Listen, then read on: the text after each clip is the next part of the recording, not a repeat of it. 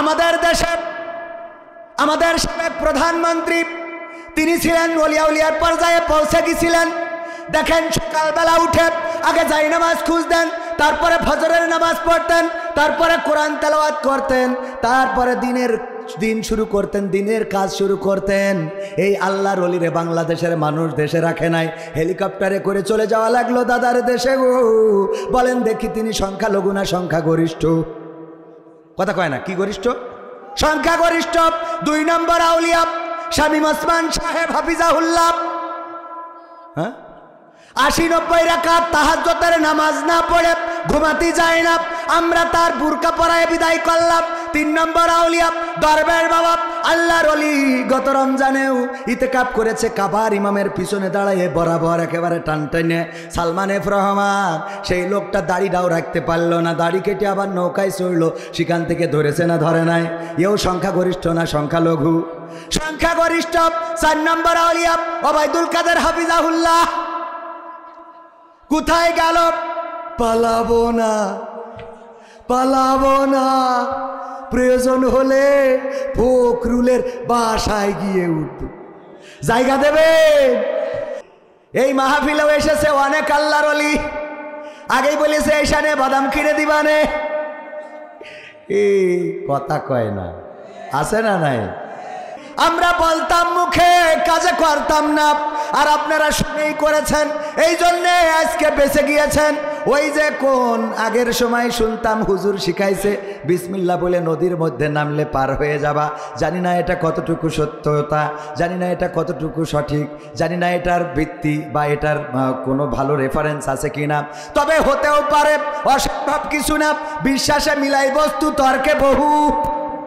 যে বিশ্বাস করে আল্লাহ তাকে দেন, আর যে বিশ্বাস করে না সে পায়। কথা কয় না?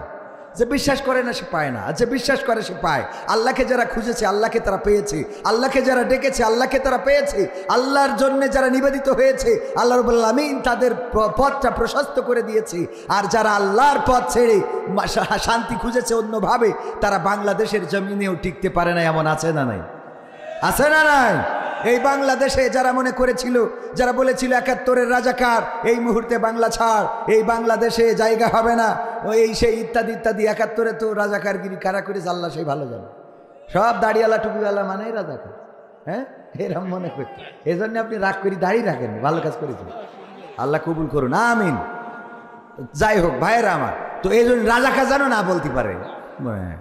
তো এই দাড়ি টুপি রাখলি রাজাকার, দাড়ি টুপি রাখলি রাজাকার। তো রাজাকার বলতে বলতে এখন তোগের বাপের দেশ তোরা ছেড়ি চলে গেলি। কথা কয় না? এই দেশে তো তোমাদের থাকার কথা, আমরা তো এখনো পালাই নাই। যারা আমাদের এই দেশ থেকে নিশ্চিহ্ন করতে চেয়েছো, আমাদের দিয়ে কারাগার ভরেছো, আমাদের ফাঁসির কাস্টে ঝুলিয়েছো, আমাদেরকে নির্বিচারে শহীদ করেছো, আমাদের রক্ত দিয়ে হোলি খেলা করেছো, দেখো এখন বাংলাদেশে তারা বর্জ্য কণ্ঠে কথা বলছে। আর তোমরা যারা 41 সাল পর্যন্ত থাকতে চেয়েছিলে, আল্লাহ তোমাদের এমন পতন করেছে, রাতের অন্ধকারে শিয়াল বেরোতে পারে কিন্তু তোমরা নাও। বলেন ঠিক কিনা?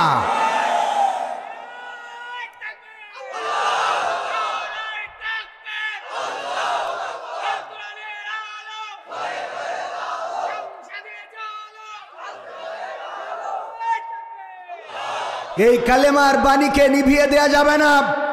আল্লাহ রাব্বুল আলামিন বলেছেন, ইউরিদুনা লিইউতফিউ নূরাল্লাহি বিআফওয়াহিহিম আল্লাহু মুতিম্মু নূরিহি ওয়ালাউ কারিহাল কাফিরুন। ওরা চায় মুখের ফুৎকার দিয়ে কোরআনের আলোকে, দ্বীনের আলোকে নির্বাপিত করে দেবে। আমাদের মতিউর রহমান নিজামীকে ফাঁসি দিয়ে মনে করেছিল যে এই ফাঁসির মধ্য দিয়ে ইসলাম মিটে যাবে। ওরা আল্লামা সাঈদীকে কারাগারে রেখে মনে করেছিল এই কারাগারে রাখার মধ্য দিয়ে, ইনজেকশন পুশ করে শহীদ করার মধ্য দিয়ে ইসলামকে চিরতরে মিটিয়ে দেওয়া যাবে। ওরা মনে করেছিল কাদের মোল্লা, কামারুজ্জামান, আলী আহসান, মোহাম্মদ মুজাহিদদেরকে ফাঁসির কাস্টে ঝুলালেই মনে হয় ইসলামী আন্দোলন থেমে যাবে। আমার আল্লাহর সিদ্ধান্ত হলো যতদিন পৃথিবী থাকবে ততদিন দিনের আলো মিট মিট করে চলতে থাকবে। এটা নিভানোর মতো আবু জাহেল, আবু লাহাব, ফেরাউন, নমরুদ তাদের পতন হবে, কিন্তু আল্লাহর দিন এই জমিনে মিটে যাবে না। এই সিদ্ধান্ত কার আর দায়িত্ব কার? আল্লাহ রাব্বুল আলামিন আমাদের পরেও দায়িত্ব দিয়েছেন, হুয়াল্লাযী আরসালা রাসূলাহু বিল হুদা ওয়া দীনিল হাক্কি লিইয়ুযহিরাহু আলাদ দীনি কুল্লিহি ওয়ালাউ কারিহাল মুশরিকুন। কোন জায়গায় এসেছে কাফিরুন। ভাইরা আমার, আল্লাহ রাসূলকে দ্বীনে হক সত্য দিন সহকারে পাঠিয়েছেন যেন সব মতাদর্শের উপরে আল্লাহর দ্বীনকে বিজয়ী করে দেখায়। এবং সেই দায়িত্ব রাসূল যেহেতু নাই, এখন কাদের উপরে? ওয়ারাসাতুল আম্বিয়াদের উপরে, রাসূলের ওয়ারিস যারা তাদের উপরে, আমাদের উপরে এই দায়িত্ব বর্তিয়েছে। সুতরাং জীবন যাবে, রক্ত দেব, শান্তর মতো বুকটা পেতে দেব, মুগ্ধর মতো পানি বিতরণ করব, ইয়ামিনের মতো আমরা বাতিলের বিরুদ্ধে, স্বৈরাচারের বিরুদ্ধে, জুলুমের বিরুদ্ধে সোচ্চার হয়ে দাঁড়াবো। আমরা রাজপথে দাঁড়িয়ে প্রমাণ করে দেব আমাদের এই বুক তোমাদের জন্য উন্মুক্ত। তোমরা চাইলে আমাদের বুকের উপরে ফুল নিক্ষেপ করতে পারো, তোমরা চাইলে বুলেট নিক্ষেপ করতে পারো, আমরা তোমাদেরকে এই বুকে জড়িয়ে নিতে চাই। কিন্তু তোমরা যদি বুলেট নিক্ষেপ করো, আমরা শহীদ হতে কার্পণ্য বোধ করি না, কারণ আমরা জানি মৃত্যুর ওপারে আছে জান্নাত। ওগো আমার ভাইয়েরা, আমরা তোমাদেরকে সেই জান্নাতের পথে ডাকছি, কল্যাণের পথে ডাকছি, মুক্তির পথে ডাকছি। আজকে বুঝে নাও, 16টা বছর যেই বাংলাদেশে শাসন করেছ, সেই বাংলাদেশে ওপেন বাড়ানোর সুযোগ নাই, অথচ তোমরা যাদেরকে 16টা বছর ওপেন বাড়াতে দাও নাই, আল্লাহ রাব্বুল আলামিন তাদের জন্য ময়দানকে উন্মুক্ত করে দিয়েছে। 27 তারিখে আমিরে জামাত ডাক্তার শফিকুর রহমান আসবেন যশোরে, মনে আছে আপনাদের? মনে আছে? আমিরে জামাত আসবেন এই যশোরে। এটা অকল্পনীয় ছিল। ওরা ভেবেছিল মনে হয় গোলাম আজম, মতিউর রহমান নিজামী, কামারুজ্জামান, আলী হাসান মোহাম্মদ মুজাহিদ, আল্লামা দেলোয়ার হুসাইন সাইদি সহ প্রথম সারির যারা, তাদেরকে আমরা যদি ফাঁসির কাস্টে ঝুলিয়ে বিদায় করে দিই, ওই ভারতের প্রেসক্রিপশনে কাজগুলো করা হয়েছে, ওই দাদাবাবুদের প্রেসক্রিপশনে এই সিদ্ধান্তগুলো বাংলাদেশের এই জালিম সরকার নিয়েছে এবং এতে করে তারা তাদের কবর রচনা করেছে। আজকে ডাক্তার শফিকুর রহমান তিনি মাওলানা নন, মুফতি নন, মুহাদ্দিস নন, একজন ডাক্তার হয়ে প্রমাণ করে দিয়েছে কোরআনের আলোয় যারা আলোকিত হয়, তাদের চরিত্র, তাদের আদর্শ, তাদের ব্যবহার, তাদের নৈতিকতা হিন্দুরা পর্যন্ত এখন নতুন করে জামাত ইসলামের মতো সংগঠন করছে। বলেন ঠিক কিনা? সুতরাং ইসলামকে মিটিয়ে দেবা এটা হবে না। সাকা চৌধুরীকে ফাঁসি দিয়েছিল বিএনপির নেতা, মনে করেছিল 6 বারের সংসদ সদস্য, তাকে ফাঁসি দিলে মনে হয় আন্দোলন থেমে যাবে। আন্দোলন থামবে। বিএনপিরাও আছে না নাই? আছে নেই? আছে, কারণ একসাথে তো থাকার দরকার। হ্যাঁ, বিএনপিরা আছে তো, হ্যাঁ সব আছে, আওয়ামী লীগও আছে। যাক, একসাথে ঐক্যবদ্ধ হয়ে থাকার দরকার আছে না নাই? ঐক্যবদ্ধ হয়ে থাকবেন ইসলামের জন্যে, কোরআনের জন্যে। জুলুম যারা করবে যদি জামাতেরও হয়, পালাবার পথ পাবে না। ঠিক না বে ঠিক? জুলুম যদি করে বিএনপিরও হয়, পালাবার পথ পাবে না। জুলুম যারাই করবে, আমি বলেছি আগের সরকার তো ছিল তাহাজ্জুদ গুজারি সরকার, সেই সরকার পর্যন্ত নাই, আর এখনকার সরকার তো নামাজই পড়ে না। ঠিক না বে ঠিক? সুতরাং এত আশা করে লাভ নেই। এই সমাজে শান্তি আনতে হবে, দলমত নির্বিশেষে স্বাধীন সার্বভৌম বাংলাদেশে আমরা সুন্দর একটি বাংলাদেশ গড়তে চাই। বলেন ঠিক কিনা? সেই বাংলাদেশ গড়ার জন্য কোরআনের বিকল্প নাই। কিসের বিকল্প নাই? সমাধান খুঁজে খুঁজে ক্লান্ত হয়েছো যারা, সমাধান যদি পেতে চাও, সব পথে গিয়ে ভুলে কোরআন দেখো খুলে, সমাধান যদি নিতে চাও। সমস্যা যত সব দূর করে দিবে রব, সমস্যা যত সব দূর করে দিবে রব, যদি তুমি যাও চেয়ে যাও সমাধান। সমাধান খুঁজে খুঁজে ক্লান্ত হয়েছো যারা, সমাধান যদি পেতে চাও, সব পথে গিয়ে ভুলে কোরআন দেখো খুলে, সমাধান যদি নিতে চাও। কোরআন ধরি না বলে, কোরআন পড়ি না বলে চারিদিকে হই লাঞ্ছিত, কোরআন জানি না বলে, কোরআন মানি না বলে সব অধিকার বঞ্চিত। কোরআন ধরি না বলে, কোরআন পড়ি না বলে চারিদিকে হই লাঞ্ছিত, কোরআন জানি না বলে, কোরআন মানি না বলে সব অধিকার বঞ্চিত। মরিচিকার পিছে না ঘুরে মিছে মিছে, মরিচিকার পিছে না ঘুরে মিছে মিছে, কোরআনটা খুলে দেখে না সমাধান। সমাধান খুঁজে খুঁজে ক্লান্ত হয়েছো যারা, সমাধান যদি পেতে চাও, সব পথ গিয়ে ভুলে কোরআন দেখো খুলে, সমাধান যদি নিতে চাও। কোরআনেই বলা আছে কোন পথে চলবে, কোন পথে মিলবে মুক্তি, কোরআনেই লেখা আছে কোন পথে শান্তি, কোন পথে আসবে শক্তি। কোরআনেই বলা আছে কোন পথে চলবে, কোন পথে মিলবে মুক্তি। কোরআনেই লেখা আছে কোন পথে শান্তি, কোন পথে আসবে শক্তি। আলে আর আলোয় প্রতারিত না হয়ে, আলে আর আলোয় প্রতারিত না হয়ে কোরআনটা খুলে দেখে না সমাধান। সমাধান খুঁজে খুঁজে ক্লান্ত হয়েছো যারা, সমাধান যদি পেতে চাও সব পথ গিয়ে ভুলে কোরআন দেখো খুলে, সমাধান যদি নিতে চাও। কোরআনেই খুঁজে পাবে সংসার নীতি, আর কি হবে রাষ্ট্রের নীতি। কোরআনের আইন চললে দেশে দূর হবে সব দুর্নীতি। কোরআনেই খুঁজে পাবে সংসার নীতি, আর কি হবে রাষ্ট্রের নীতি। কোরআনের আইন চললে দেশে দূর হবে সব দুর্নীতি। মানব রচিত মতে শান্তি খুঁজো না পথে, মানব রচিত মতে শান্তি খুঁজো না পথে, কোরআনটা খুলে দেখে না সমাধান। সমাধান খুঁজে খুঁজে ক্লান্ত হয়েছো যারা, সমাধান যদি পেতে চাও সব পথ গিয়ে ভুলে কোরআন দেখো খুলে, সমাধান যদি নিতে চাও। সব সমস্যার সমাধান দিতে পারে, সবাই বলেন সব সমস্যার সমাধান। আল কোরআন থেকে যারা সমাধান নিয়েছে তারাই উত্তম সমাধান পেয়েছে। আল কোরআনের বাইরে যারা গিয়েছে, কোরআন হাদিসের বাইরে যারা গিয়েছে, তারা পথ খুঁজে পায় নাই, পথের দিশা পায় নাই। জোনাকি পোকা দেখবেন যে সোজা চলতে পারে না, দেখবেন ঘোরার পরে থাকে। কারণটা কি জানেন? কারণটা কি বলেন তো? কারণ তার বাতিটা আছে পিছনে। কোথায়? পিছনে। পিছনে যদি কেউ লাইট মারে সামনে ভালো করে দেখা যায়। এক কানা যাচ্ছে হেরিকেন ধরাই নিয়ে রাত্রি, তা মানসি বলছে কানা তুমি তো চোখেই দেখো না, তা হেরিকেন ধরাইলেও কি না ধরাইলেও কি? কয় আমার জন্যই ধরাইনি তো তোর জন্যই ধরাইছি। তুই যেন এই রাত্রি এসে আমার আবার ঠুল মেরি খাড়ার মধ্যে ফেলিস না। কথা কি বোঝা গেছে? তো চোখ আলাদের চোখের সামনে আলোর দরকার, ঠিক না বেঠিক? কানার অত না হইলেও চোখ আলাদের আলোটা সামনে দরকার আছে না নাই? যাতে করে অন্তত ওই কানারে ঠুল না মারে। তো আমাদের আলো হলো কোরআন। এই কোরআন থেকে আমরা আলো নিতে চাই না। আল্লাহ রাব্বুল আলামিন কোরআনে সব সমস্যার কথা সবিস্তারে বলে দিয়েছেন। চোর চুরি করলে শাস্তি কি? হাত কাটা। এখানে যদি আমি বুসা হাত নিয়ে আসতাম কবির বিন সামাদ, আর এসে বলতাম ভাইয়েরা চুরি করো না, আপনারা বলতেন কবির বিন সামাদ হাতের অবস্থা ওইখান, বলতাম আখ মাড়াই করতে যেয়ে মেশিনের মধ্যে ঢুকে রস এই পাটালিয়ে গেল।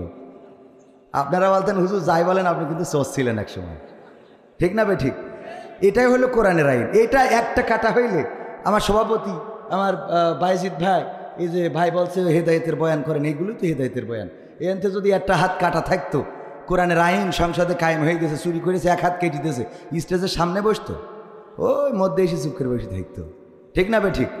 চেয়ারম্যানের কাটলে, মেম্বারের কাটলে, মসজিদের ইমামও যদি চুরি করে, অনেক সময় দেখা যায় যে গোরস্থানের টাকাও নাকি সভাপতি মেরি খায়। খায় না? খায় না? আছে না না? তো এই ইমাম মসজিদের সভাপতি যদি একবার হাত কাটা হতো, পরবর্তীতে সভাপতির দায়িত্ব নিতে গেলে অন্তত 80 বার ভাবতো, ঠিক না বে ঠিক? এই হলো কোরআনের আইন। যদি জেনা করে, কোরআনের আইনে শাস্তি কি? যদি বিবাহিত হয় তাইলে সঙ্গে ছাড় করা, যদি অবিবাহিত হয় এদের জন্য একটু ছাড় আছে, আল্লাহ একটু অফার দিয়েছে যে তোদের নেটওয়ার্কের বাইরে যাওয়ার সম্ভাবনা আছে, এই জন্য 100 বেত্রাঘাত। কয়টা? 100 বেত্রাঘাত। তাও কুপান হবে, কোনো মানে দেখা দেখি না। ওমর রাদিয়াল্লাহু তাআলার মতো যে সন্তান মদ্যপান করেছে, বেত্রাঘাত করবে, হাকিমকে বললো যে না তুমি না, আমি করব, আমার সন্তান। তুমি হয়তো মনে করতে পারো প্রেসিডেন্টের সন্তান, সুতরাং তোমারে আমি করতে দেব না। ওমর রাদিয়াল্লাহু তাআলা নিজ সন্তানকে বেত্রাঘাত করলেন। 50টা আঘাতের পরে ইন্তেকাল করলো, বাকি 50টা বেত্রাঘাত আবার কবরের পরে করে দিলেন। এমন বেত্রাঘাত করতে হবে, কার্পণ্য করা যাবে না। যদি কেউ জেনা করে, যদি কেউ ব্যভিচার করে, যদি কেউ ধর্ষণ করে, ওই যে কয়েকদিন আগে পত্রিকা, টেলিভিশন নিউজ, আপনার অনলাইন সোশ্যাল মিডিয়া দেখলাম গাজীপুরে না কোন জায়গায় জানো, এক মাদ্রাসার মুহতামিম না সুপারিনটেন্ডেন্টের কাছে গিয়েছে ফতোয়া নেওয়ার জন্যে যে স্বামী তালাক দিয়ে ফেলেছে, এখন কি করা যায়। বলেছে তোমার এখন হিল্লা বিয়ে দিতে হবে। তা কি করা যায়? হিল্লা বিয়ে তাহলে আমার সাথেই করো। ওর সাথে হিল্লা বিয়ে করার পরে ও মাশাল্লাহ বিয়ে করে নিয়ে আবার মসজিদের সিঁড়ির ওই যে পাটাতন আছে ওখানে তারপরে যা করার করেছে, 1 ঘন্টার মাথায় আবার তালাক দিয়েছে। কয় এইবার তুমি যাও, মোটামুটি তোমার লাইন সব ক্লিয়ার করে দিলাম। নাউজুবিল্লাহ বলবেন? চোখে পড়েছে আপনাদের? পড়েছে কি না? আবার বললেন না যে বানাই বলতেছি, কত বড় জাহেল এই ইমাম। সে যদি মুয়াজ্জিনের নাকি ইমামের পাহারায় সে নাকি পাটাতনের পরে কইছে যে শুধু বিয়ে করলি হবে না, একবার হ্যাঁ হ্যাঁ করতে হবে। মুরব্বী মুরব্বী হুজুর হইলেই আল্লাহওয়ালা এটা ভাইবেন না। দাড়িওয়ালা টুপিওয়ালা হইলেই কবির বিন সামাদ বিশাল পরহেজগারে, আল্লাহ জানে যে এই জিনিসটা কি। আমি বলি যদি আমার অপরাধ প্রকাশ হয়ে যেত আমাকে কেউ ওয়াজ করতে দিত না। আমার গুনার খবর যদি আমার মা জানত, মা বলতো এমন সন্তানের আমি ভাত খাওয়াবো না। আমার বাবা জানলে বাড়িতে ঢুকতে দিত না। সন্তান জানলে বলতো বাবা তোমাকে বাবা ডাকবো না। এমন কুলাঙ্গার বাবা তো জীবনে দেখি নাই। স্ত্রী যদি জানতো রে তাইলে বলতো এমন একজন পুরুষের সাথে সংসার করা সম্ভব না। যদি আমার বন্ধুরা জানতো বলতো দোস্ত এমন তুমি খারাপ, এত খারাপ তোমারে আমরা ভাবতেও পারি নাই। আমার গোনার যদি গন্ধ বের হইতো তাইলে ইনারা চেয়ারটা আরো দূরে সরাই নিত, আপনারা সামনে বসতেন না। ওগো আমার ভাইয়েরা, আমি কত ভালো জানেন কে, আমি কত খারাপ সেটাও জানেন কে? আল্লাহ রাব্বুল আলামিন ভালো জানেন। সুতরাং দাড়িওয়ালা টুপিওয়ালা পাঞ্জাবিওয়ালা জুব্বাওয়ালা হইলেই মনে করা যাবে না আল্লাহওয়ালা। সুর দিয়ে কথা বললে যে কেউ সুর দিয়ে কথা বলতে পারে না, পারে না। যে মাদ্রাসায় পড়ে নাই মোট, কোরআনও জানে না, যদি সে বেদের মেয়ে জোসনার কথাও বলে সুর দিয়ে তাও হজের মতো মনে হবে না, হবে না। বেদের মেয়ে জোসনা কথা দিয়েছিল যে বিয়ে করবে ওমর সানির, কিন্তু করে নাই। এরপরে দুঃখে বনবাসে চলে গেল। দেখেন ওয়াজ হচ্ছে না, মানে বেদের মেয়ে জোসনার কথা বললো, সুদ দিয়ে বললেই হলো। এটা আপনি বললেও হবে, আমলিকির শেখ হাসিনা বললেও হবে, তাই মহিলার দরকার নেই, ওবায়দুল কাদের বললেই হবে। কিন্তু কণ্ঠটা একটু ভালো করতে হবে, কারণ এই যে উঠেই তো বলবে মাসুদ এখনো বসলে না কেন? হ্যাঁ মাসুদ ভালো হলো না, হইল? ওগো আমার ভাইয়েরা, এই জন্য এই অপরাধগুলো জানেন কে? ওই যে হুজুর যে কাজটা করেছেন, হিল্লা বিয়ে বলে ইসলামে কোনো বিয়ে নাই। যদি কেউ তালাক দিয়ে ফেলে, ওই নারীর যদি স্বাভাবিক প্রসেসিংয়ে অন্য জায়গায় বিয়ে হয় আর সেই সংসার যদি ভেঙে যায়, তারপরে তার পূর্বের স্বামী নিতে পারবে। এর আগে পূর্বের স্বামী নেওয়ার কোনো রাস্তা নাই। কিসের হিল্লা বিয়ে? আর যদি মনে করেন যে না হুজুরের কাছে যেয়ে একটু এসে, আমি মালয়েশিয়ায় থাকতি ময়মনসিংহের এক ভাই, তার নাম বলবো না কারণ অনলাইনে যুক্ত, যতই ময়মনসিংহ হোক ওর সামনে যেয়ে পড়বে না, তবে পড়লি বুঝতে পারবেন ওর কথা বলেছি। আমার বলছে কবির ভাই আপনি তো মালয়েশিয়ায় ভালোই অজমাস করে বেড়ান, আমার একটু ফতোয়া লাগবে। কি তা? আমি 72 তালাক দিয়ে ফেলেছি, অসুবিধে কি, বুঝ করি পাঠাই দেন। তা বলছে যে ওরে না, বাচ্চা কাচ্চা আছে, এখন একটু লাইন করে নিতেই হবে। তা আমি বললাম কি করবেন, কি কয় কি করে নেওয়া যায় সেটা কোন? আমি বললাম নেওয়ার তো কোনো রাস্তা নেই, হানাফি মাযহাবের কিনা আপনারা? তা বলতেছে আমরা হানাফি মাযহাব অনুসরণ করি। আমি বললাম যদি হানাফি মাযহাব হয় তাহলে রাস্তার মোট নেই, কারণ হানাফি মাযহাবে হলো তালাক হয়ে গেলে ওই একবারেও যদি 3 তালাক দেয় ওই 3 তালাকই হবে। কিন্তু শাফি মাযহাবে একটু সাইড সাইড আছে যে যদি একবারে কেউ 3 তালাক দেয় তাহলে ইমাম শাফি গবেষণা করে বলেছে ওইটা 1 তালাক বর্তাবে, যেহেতু সে একটা মেন্টালিটি ওই অবস্থায় ছিল এবং রাসূলের তরিকা হলো যে প্রতি মাসে একটা করে তালাক দিবে সংশোধনের জন্য। সুতরাং এই তরিকায় সে একসাথে 3 দেখেন 300টা দিলেও একটা হবে, শাফি মাযহাব বলেছে। তো আপনি যেহেতু হানাফি মাযহাবের, তো সুতরাং আমার মনে হয় যে পথ খোলা নেই। বলছে আমি আজকেতে শাফি মাযহাব, আমি আজকেতে মানে ওর যে কোনো লাইনই বউ রাখতে হবে। এখন এই যে কোনো লাইনই যদি বউ রাখার চিন্তা করেন তাহলে পরবর্তী সন্তানগুলো হবে হারামজাদা। কি জাদা হবে? হারামজাদা। আমি প্রতিবাদ জানাচ্ছি, এই কাজ যিনি করেছেন গর্হিত কাজ, এই কাজ করে আলেমদের মুখে চুনকালি লাগিয়েছেন। আপনার আলেমদের মুখে চুনকালি লাগাবেন না। যেই লেবাসটা পরবেন এই লেবাসটার সম্মান দিতে পারলে পরবেন, যদি সম্মান দিতে না পারেন পরবেন না।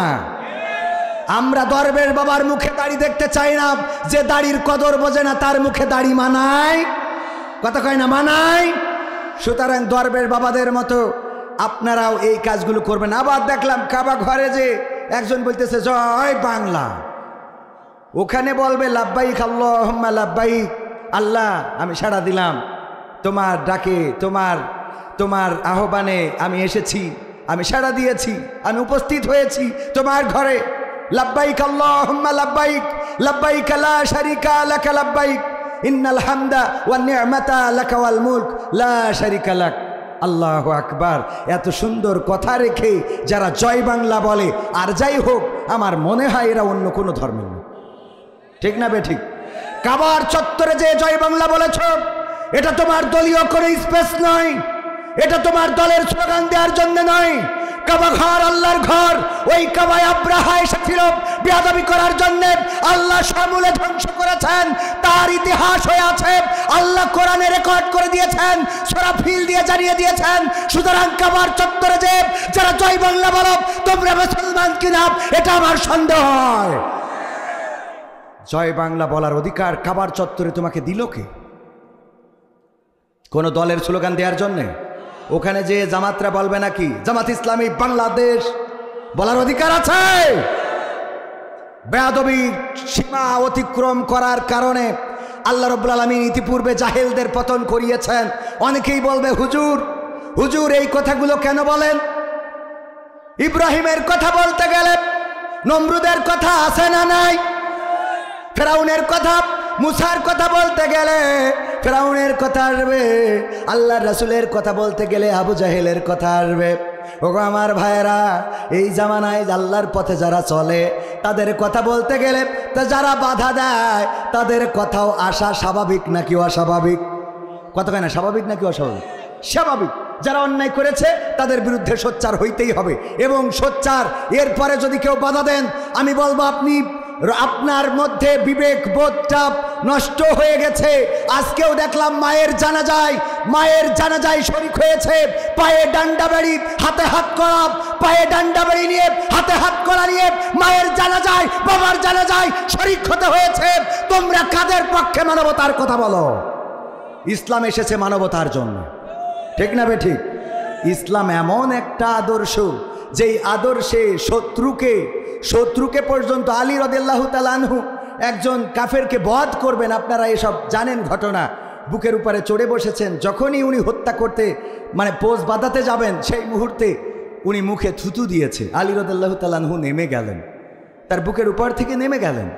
ওই লোকটি বলল, আপনি আমাকে হত্যা করলেন না কেন?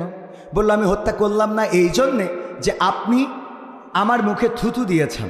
আপনি যদি আমার মুখে থুতু না দিতেন তাহলে আমি হত্যা করতাম। তো আপনি থুতু দিলাম বলে তো রাগ আপনার বাড়ার কথা। বললো, রাগ বেড়েছে বলেই আমি হত্যা করিনি, কারণ আমি আগে যখন হত্যা করছিলাম সেটা আল্লাহর জন্য করছিলাম। কার জন্যে? কিন্তু আপনি যখন থুতু দিয়েছেন তখন আমার ব্যক্তিগত আক্রোশ এসেছে, সুতরাং আমি আপনাকে আর হত্যা করতে পারি না। ব্যক্তিগত আক্রোশে ইসলাম কাউকে হত্যা করে না। এই হলো আমাদের ইসলামের আদর্শ। আল্লাহর নবী আমার একটা সমাজ গড়ে দিয়ে গেলেন, যেই সমাজে একজন ইহুদির দোকান আর পাশে থাকা মুসলমানের দোকান, একটা দোকান অপর দোকানের সামনাসামনি। এক ইহুদি কাস্টমার আসলো মুসলমানের দোকানে। মুসলমান বলল, কি লাগবে? বলল, এটা লাগবে। বলল, ওই পাশে ওই দোকান থেকে নিয়ে নাও, ওই ইহুদির দোকানে যাও, সেখান থেকে নাও। ইহুদি ওই দোকান থেকে মালামালগুলো ক্রয় করলো। তারপরে চিন্তা করলো, আহারে, মুসলমান হওয়ার কারণে বুঝি এই মুসলমান আমি ইহুদি হওয়ার কারণে বুঝি ওই মুসলমান আমার কাছে পণ্য বিক্রি করে নাই। একটু খোঁজ নিয়ে আসি, আসলে ইহুদির কাছে পণ্য বিক্রয় করা তাদের ধর্মে নিষিদ্ধ হয়ে গেল কিনা, অথবা দেশে কোনো এই জাতীয় আইন হয়েছে কিনা। ওই ইহুদি আবার ফিরে আসলো, এসে বলল, ওগো দোকানদার, আমি যে পণ্যগুলো চেয়েছি এই পণ্যগুলো কি তোমার দোকানে ছিল না? বলল, হ্যাঁ ছিল। তাইলে দিলে না কেন? আমি ইহুদি হওয়ার কারণে কি দিল না? আমি ইহুদি হওয়ার কারণে দিলে না, নাকি অন্য কোনো কারণে দিলে না, একটু জানতে চায়। ওই মুসলমান জবাব দিল, ওগো ইহুদি, শুনে নাও, আমার দোকানের সামনে ওই ইহুদি দোকানদার, ওই দোকানে আমি দেখেছি সকাল থেকে সন্ধ্যা পর্যন্ত তেমন বেচা কিনা হয় না। আমি প্রতিদিন বেচা কিনা করি, তারপরে সন্ধ্যাবেলা আমার স্ত্রী, আমার সন্তান, আমার মা, আমার বাবা, আমার আপনজনদের জন্য সবাই কিনে নিয়ে তাদের জন্য প্রয়োজনীয় জিনিসপত্র কিনে নিয়ে বাড়িতে ফিরি। ওই ইহুদি দোকানদার, তারও তো বাড়িতে পরিবার আছে, সংসার আছে, সন্তান আছে, সুতরাং তার বেচা কিনা যদি না হয়, সন্ধ্যাবেলা সে মলিন মুখ নিয়ে বাড়িতে ফিরবে। সে বাড়িতে সন্তানের কাছে কি জবাব দিবে, স্ত্রীকে কি নিয়ে যেয়ে দিবে? এই জন্য আমি চিন্তা করলাম, আমার পর্যাপ্ত বেচা কিনা হয়েছে, সুতরাং এখন আমার কাস্টমার ওই দোকান থেকে যদি কিছু কেনাকাটা করে তাইলে তারও কিছু বেচা কিনা হবে। এই জন্যে ওগো ইহুদি, আমি তোমাকে ওই দোকানে পাঠিয়েছি। বলেন আল্লাহু আকবার। এই ছিল মুসলমানের আদর্শ, এই ছিল চরিত্র, এই ছিল ব্যবহার, এই ছিল মাধুর্য। কোন মুসলমান অন্যায়ভাবে কারো উপরে হামলা চালাতে পারে? নাটোরে মন্দিরে হামলা, শ্মশানে হামলা হয়েছে। কোথায় হামলা হয়েছে জানেন আপনারা? নাটোরে শ্মশানে হামলা হয়েছে এবং সেখানে 24 বা 26 বছর ধরে একজন ওই শ্মশানে থাকে। সে অবশ্যই মানসিক বিকারগ্রস্ত বলে পত্রিকায় এসেছে। সে মানসিক বিকারগ্রস্ত হোক আর ভালো মানুষ হোক, তাকে হত্যা করা হয়েছে এবং ওই মন্দির থেকে লুটপাট করা হয়েছে। তাদের প্রয়োজনীয় জিনিসপত্র, কিছু পুরাতন ঐতিহ্যবাহী কাঁসার বা পিতলের জিনিসপত্র মানে লুট করা হয়েছে এবং সেখানকার এই কেন্দ্রীয় নাটোরের কেন্দ্রীয় শ্মশান, সেই শ্মশানেই হামলা করে, মন্দিরে হামলা করে বা সেখানে ভাঙচুর করে এই চুরিচাপটা করা এবং একজনকে হত্যা করা হয়েছে। আমরা এর তীব্র নিন্দা এবং প্রতিবাদ জানাচ্ছি। ঠিক না বে ঠিক? অন্যায়ভাবে কোনো হিন্দুর উপরে, বৌদ্ধর উপরে, খ্রিস্টানের উপরে হামলা মামলা করা যাবে? কোনো মুসলমান এটা চাইবে না। সুতরাং ওই শ্মশানে যারা হামলা করেছে, আমি আইন ও প্রশাসনকে দাবি জানাবো, অচিরেই তাদেরকে খুঁজে বের করতে হবে এবং দৃষ্টান্তমূলক শাস্তি দিতে হবে। এবং এটার পিছনে কাদের হাত রয়েছে? এই বাংলাদেশকে অস্থিতিশীল পর্যায়ে নিতে চায় কারা? ঘোলা পানিতে মাছ শিকার করতে চায়। বাংলাদেশে 5 আগস্টের পরে অন্যায়ভাবে বিভিন্ন সংখ্যালঘুদের উপরে আক্রমণ করে, হামলা করে, যারা মিডিয়াকে দেখিয়ে বাংলাদেশকে একটি জঙ্গি রাষ্ট্র হিসাবে প্রমাণ করতে চায়, তাদেরকে আইনের আওতায় আনা সময়ের দাবি। বলেন ঠিক কিনা? সুতরাং নাটোরে যে হামলা হয়েছে, যাকে হত্যা করা হয়েছে, তার জন্য এই প্রশাসনকে অবশ্যই সোচ্চার হওয়ার পাশাপাশি যারা জড়িত তাদেরকে খুঁজে বের করে দৃষ্টান্তমূলক শাস্তি নিশ্চিত করতে হবে এবং এটা নিয়ে যেন বিশ্ব মিডিয়ায় অপপ্রচার না হয় সেটার দিকেও সজাগ দৃষ্টি রাখতে হবে। আমাদের দেশে কিছু বলা হয় না, তারপরেও অপপ্রচার আছে না নাই? আমার দাদার দেশের মিডিয়াগুলো লাফানো শুরু করে দেয় যেই দেশে নাকি মাথা না কাটলে তাকে রাস্তায় বের হতে দেওয়া হচ্ছে না। কথা সত্য না মিথ্যা? মিথ্যা। এত মিথ্যা, ডাহা মিথ্যা। আপনার এলাকার কোন হিন্দুরে মাথা কাটা লেগেছে? মাথা মানে মই মাথা, বুঝুন? সব বলা লাগে। কাটা লেগেছে কারো? কথা কয় না লেগেছে? ওগো আমার ভাইরা, আমার দাদার দেশ, তারা অপপ্রচার চালায় এই বাংলাদেশ একটা সাম্প্রদায়িক রাষ্ট্র আর তারা নাকি অসাম্প্রদায়িক। অথচ তারা হলো আমাদের বাবরি মসজিদটা ভেঙেছে এবং সেখানে রাম মন্দির নির্মাণ করেছে। বলেন ঠিক কিনা? শুধু বাবরি মসজিদ ভেঙেই ক্ষান্ত হয় না, ওই ভারতে মসজিদগুলো গুড়িয়ে দেয়া হয়, বুলডোজার দিয়ে প্রায় মসজিদ ভাঙা হয়, মুসলমানরা গরু খাওয়ার অপরাধে পিটানো হয়, মারা হয়, ধরা হয়, কাটা হয়, এমনকি আটকে রেখে জয় শ্রীরাম স্লোগান দেওয়ানো হয়। আমি বললাম, আমার দাদারা, বাংলাদেশে কোনো হিন্দু যদি বলতে পারে তাদেরকে আটকে রেখে নারায়ে তাকবীর, লিল্লাহি তাকবীর, আল্লাহু আকবার বলা হয়েছে, আমি ওয়াজ করা ছেড়ে দেব? আছে কোনো হিন্দুকে আটকায় রেখে বলা হয়েছে বলো নারায়ে তাকবীর? বলা হয়েছে? বাংলাদেশে বলা হয় নাই। বরং এই দেশের হিন্দু, বৌদ্ধ, খ্রিস্টান তারা সবাই নিরাপদে আছে। নির্যাতিত হচ্ছে সংখ্যাগরিষ্ঠরা। বলেন ঠিক কিনা? সংখ্যাগরিষ্ঠরা নির্যাতন হচ্ছে না?